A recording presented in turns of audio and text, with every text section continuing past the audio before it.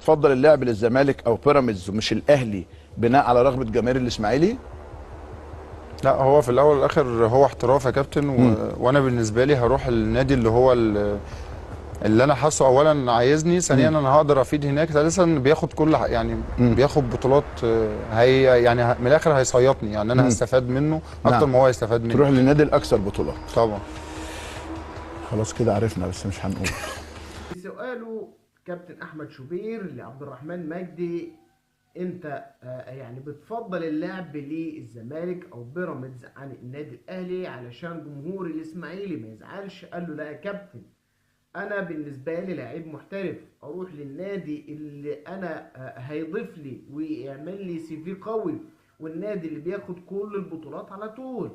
كابتن احمد شوبير قال له: احنا عارفين النادي، خلاص مش هنقول، لكن شوفوا اللعيب المصري، شوفوا يعني كل اللعيبه